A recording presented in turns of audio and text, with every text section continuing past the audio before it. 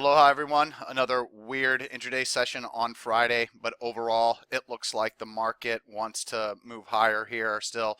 The NASDAQ and NASDAQ 100, despite the selling, if you look closely, you can see all the bullish intraday reversals off the low with the higher close than open on two sessions on Monday and Thursday, and Friday's tail also. Then of course with the S&P 500 near highs, the Dow Jones Industrial Average at new highs, the Russell 2000 near new highs, and the Dow Jones Transportation Average basically at new highs, or near new highs I should say. That was pulled out a little bit to the February highs. We have a market that looks pretty good to me, and I don't think it's that bad of a market when you get all these long signals. I mean, it could be a sign of a lot of churning. That would be the worst case scenario. Is it's going to make it very busy on my end, as I'll have buys and sells. So if we enter this summer choppy period, it is what it is. But remember, my system's a system. I take the signals based on what they get. You can either take all of the long signals, one of the long signals, none of the long signals. You can place the amount that I recommend per trade size based on the way that I run my account. My smallest positions are going to be $5,000 placed in each stock with $1 commissions, and the way that I manage my stocks and how much time I have at the end of each session, because I live on Maui. This is a methodology I have no problem using. But if you want to use it to a certain way that I would with a small account, 10% of your capital per trade, obey my stops, and realize that the speculative trades are going to be riskier, which means you'll lose more before you'll know for a fact that you're wrong once those stops hit. So either adjust your position size accordingly or don't take them. I don't know what to say. Do I love any of these new long positions? No. Do I like them all? Absolutely. I'm going to go over them based on how much I like the visual impact of their overall technical pattern. But overall, there was only one stock that showed up in more than one scan, and that was CJ. CJ showed up in my daily volume surge scan and in my price volume BOP surge scan. The chart, well, IntelliChart's all messed up, but it started to trade again right here in April. And so this is basically a new issue IPO stock, and it's a beautiful 50-day moving average. But besides CJ, none of these stocks made more than one scan. So we'll get started with CDK. CDK showed up in my CanSlim stock scan. CDK is very, very nice. I want to get long CDK using a limit order of 61.70. It's the close and the high of the day. It's not extended. First cut loss is 60.60. Next cut loss is 59.33. This was only in my CanSlim quality scan. Very, very, very nice stock overall. I'm looking for a measured move similar to either the November to February move, or hopefully and possibly the February to February move. I don't know which one I'll get, but that's exactly what I'm looking for. If you look at here in November, kind of what it looked like when it was around its 200-day moving average last time, that's the minimum that I'm kind of looking for this time around. So we'll see if CDK can do it. But this is probably the better looking chart out of all of them. You'll notice no red BOP in there, but you'll notice the big tall red volume bar. So that's why I don't love it. Plus, there's not that much green. Then there's FBNK. FBNK has more green in the chart pattern, but it also has more red BOP. Still has those tall red volume bars, so once again, I don't love it. FBNK, though, is also a high CanSlim quality stock.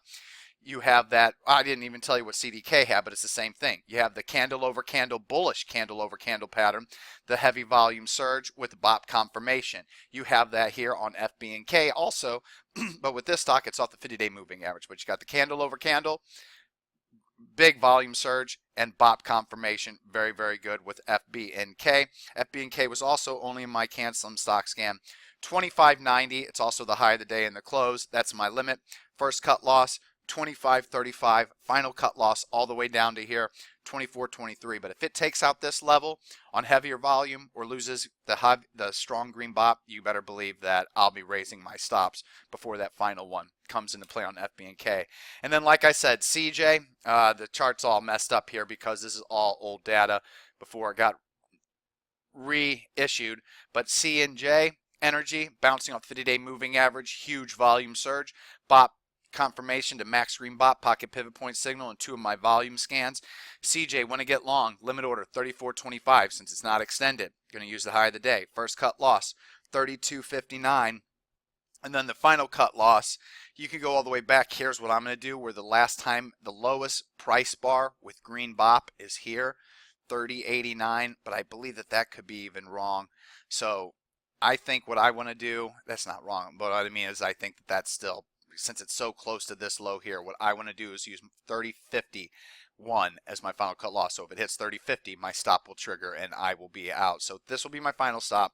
But once again, same scenario. If it takes out these lows, loses max green bop, loses green bop, or on heavier volume, I'm raising my stops. So CJ, limit order 34.25, stops 32.59, 30.51. Then GNCMA, this is probably one of my more favorite overall technical patterns of the evening, and that's because if you look at a longer term chart pattern, you can see that there's no red bop going all the way back into last summer. It's been all green and yellow bop, so I love that. You can see following the gap up, very, very nice price action. It's pulled back here and it's bouncing right off its 50-day moving average.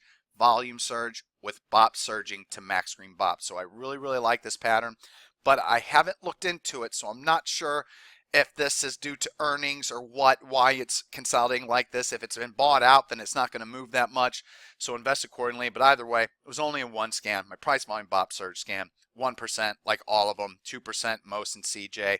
My cash account, I'm going to have to do 1%, less than 1% in all these because I'm maxed out. But GNCMA, very, very nice chart pattern. Don't love it. If it had green bop the entire way, I would love it. 36.79 is the limit order since it's not extended from the 20-day moving average. 36.07 is the first cut loss level, and then 34.50, I believe it's right here. Yes, this low right here, the late April low. So it breaks below 34.50, I'll be out of all GNCMA. 36.79, 36.07, 34.50. Once again, what I haven't been showing on these previous stocks, I keep forgetting. CJ, I'm looking for a measured move similar to the way it used to move in the past. Actually, I believe CJ should break out and run well over 40 here, so I'm not quite sure how to measure that one. FB&K, as you can see, the previous measure move from the August lows, November highs, August lows to April highs, looking for a same similar move. And GNCMA, if I can ever type it correctly, obviously I'm looking for a measure move similar to August, December, hopefully August to April, similar move, but I'm looking for a large move. And the common theme with all these is very low risk in all of them. Then there's FICO. FICO off the 50-day moving average, strong volume surge, bop confirmation. Once again, looking for a measured move similar to its past uptrend. Want to get long FICO. Limit order 135.50, first cut loss 132.30, final cut loss 131.14. This is one of my least favorite stocks out tonight with PICO. PICO very similar. I like the move overall, but the thing is that it's just a $16 stock. I'm probably going to regret that. This is probably going to end up being the best one, but huge volume surge off the 50-day moving average, excellent bullish candle over candle price pattern, big bop surge. Once again, though, I just don't love it based on the fundamentals and technicals. Like, I guess it's good.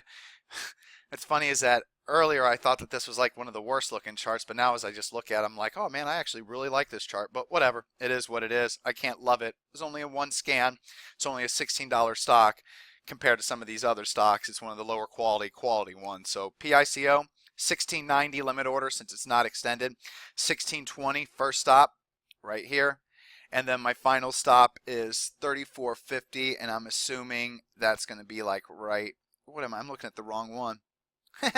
16.20 first stop, and then final stop 15.65. So I'm looking at it to. I'm willing to work it all the way back here, I guess. That's what I decided on.